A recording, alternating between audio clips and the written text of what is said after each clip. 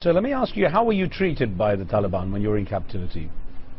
Very interesting question. They did not lay a hand on me. It was a combination of what I felt, that part of Pashtunwali, the tribal code of the Pashtuns, that namastiya, that and panah, to treat a guest with respect, to protect to the death a guest in your presence or in your home. At the same time, I was constantly frightened that I could be killed at any moment. At one time, as reference was made to the price of kidneys or the price of a blood vein in Peshawar or Islamabad. I felt that they would take my kidneys. Other times when we had what now was a mock execution, the men lined up behind me, sunglasses, the Kalashnikov was right against my temple. The man went into his vest to pull out what I was certain was a knife, and I thought of Nicholas Berg in Iraq. I thought of Daniel Pearl in Karachi 6 years ago, almost to the day. I was certain that I would be beheaded. I was told in no uncertain terms that I had to convert if I ever wanted to be freed. Ultimately, convert or die. And it became very, very hard for me because at the same time, not only was I frightened, I was treated with respect. The fact that I was literate, the fact that I could write, contributed enormously. Also to the way they treated me. My age, the fact that I was a spingir, that I had a gray beard, I was older, which goes back, I think, to Pashtun culture. Treat an elder with respect. So we were fed well. We were in a dark 12 feet by 12 foot cell. We were only allowed out about 3 minutes every night to go to the toilet. Otherwise, it was complete darkness the entire time. But we were also treated with respect. So it was both. It's an interesting mix. Now, we're going to take a short break.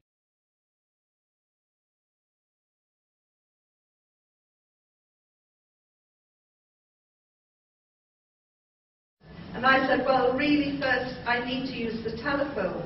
I need to make a call. And he said, impossible. And I said, well, if you won't give me the telephone, I'm not going to eat, either as a prisoner or as a guest of the Taliban. I need to make a call. And he said, impossible. So I said, well, I'm not eating. And he just shrugged his shoulders. And I was taken into a room which was to become my cell for the next 6 days. Now you'd think that the most evil, brutal regime in the world couldn't care less if I'd gone on hunger strike.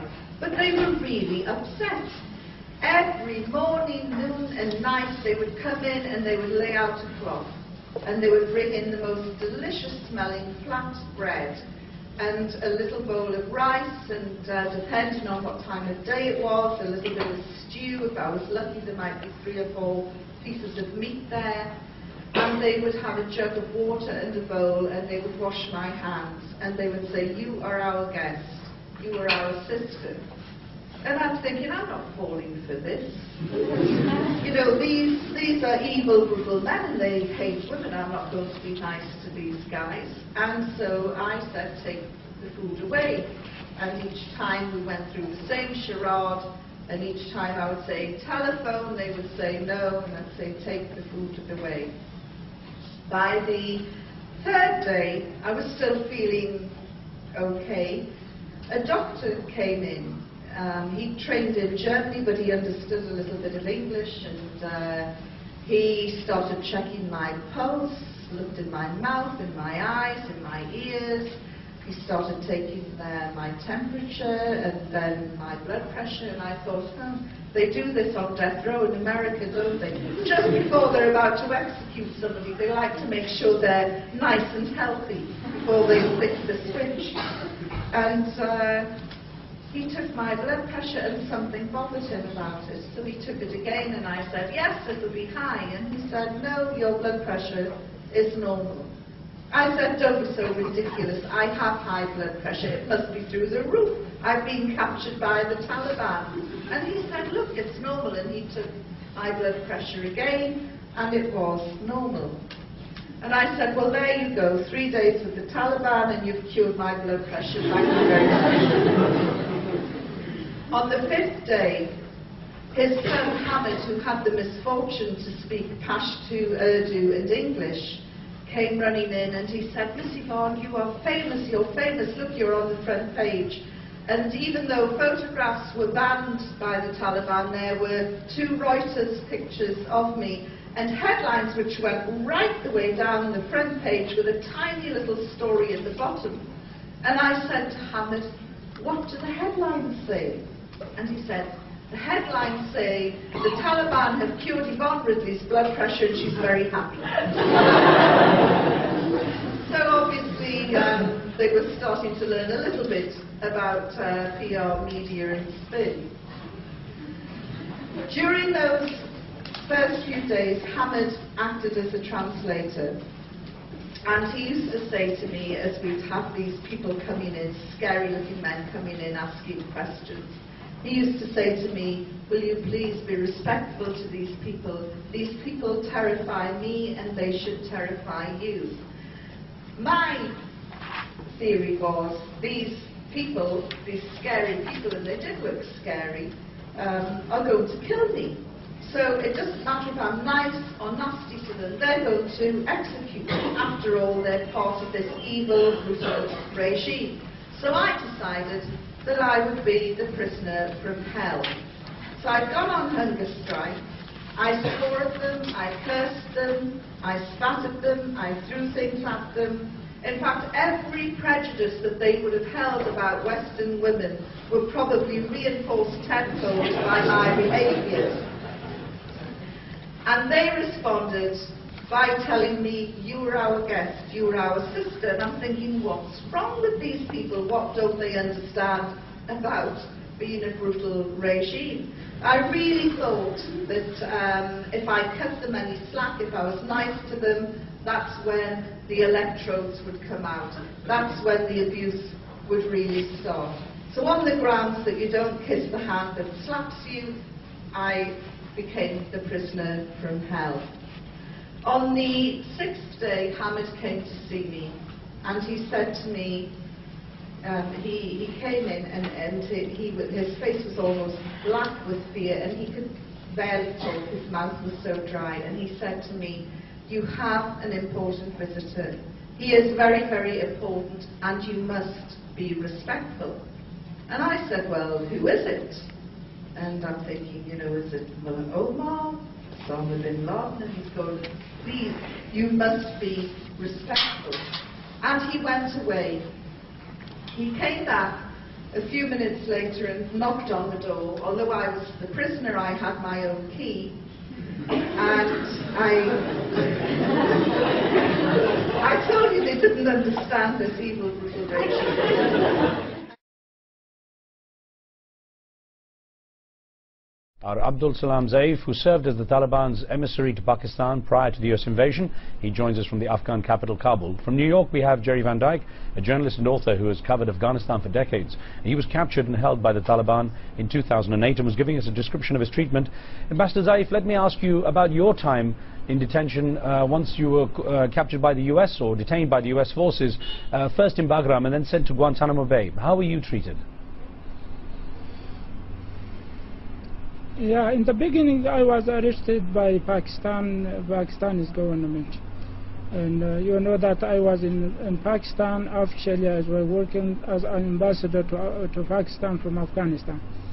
And it was 2002, the 2nd of January, the Pakistanis, they came to my house and they arrested me. For 1 day or 2 nights I was with Pakistani, eventually in Peshawar, before they surrendered me to American. In the beginning, I wasn't know the American what they should do with me, and I was thinking that they should respect me and I would be surrendered to American like a human.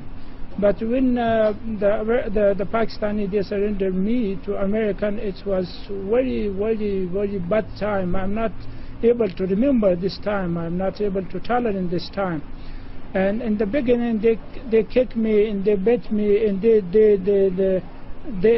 naked me in front of Pakistani soldier in Pakistan, and they put me in the helicopter from Peshawar to the warship in the Gulf, And in the way, always there were 4 or 5 people. They were I was under these 4 or 5 people, and they were sitting me, and they were kicking me, they were abusing me until we went to the worship. In the worship, 5 days I was with them. They were instigated me. They were asking me about Usama bin Laden, about Mullah Muhammad Umar, about the other Taliban. And 5 days I didn't see anyone. I didn't understood that day and night in that time. And after that, they transferred me from here to Bagram. And Bagram was the very bad place. When I received to Bagram, they put me in the snow, and it was very cold, and they make me naked there. And some soldier, I'm hearing their voice, and they were calling me, this is the big one. And they were kicking me, they were doing cursing me, they were abusing me, until I became unconscious in the snow. After that, I didn't know how long I was unconscious. When I became conscious, I was in some room with an investigator, naked. And in front of me, this was 2 soldiers with big sticks. In one side, and the other side was the other soldier. They were with guns. And behind of me was the investigator. They are asking me about. Yeah. Ambassador, what about once you got to This was the situation they are doing me. Yes, sir. I understand. What about Guantanamo Bay? How were you treated while you were there? Yeah. And after that, for 1 month, I was transferred to Kandahar. In 2.5 months, I was Kandahar. And from Kandahar, we went to the Guantanamo Bay. The Guantanamo Bay was, in the beginning, it was very hard condition there. And when we were with the soldier, they were looking at us like terrorists, like enemy. And in the beginning, the soldier, they were telling me, you are not able to talk, you should not stand up, you are not looking to us. When you are sleeping, you have to be looking to the light there. And the food there was the emeries which they were using for the soldier, right, for 3 or 5 months. And the investigation every day was continuing. More than 230 times I went to investigation with American. Always they were telling us, and if you tell something right, and if you are cooperating with us, that we should help you. Well, and if you are not cooperating with us, that you will be here and you will be die in this way. There were in the Guantanamo Bay, there was no human right, there was no regulation for the detainees, there were no national right, there were nothing for the detainees. Just in the few minutes we have, let me get a couple of questions in. I want to bring Jerry Van Dyke back in here and ask, do you believe the US could actually achieve a conventional military against the Taliban, knowing the group as you do and knowing the circumstances in Afghanistan? No, I do not. I don't believe that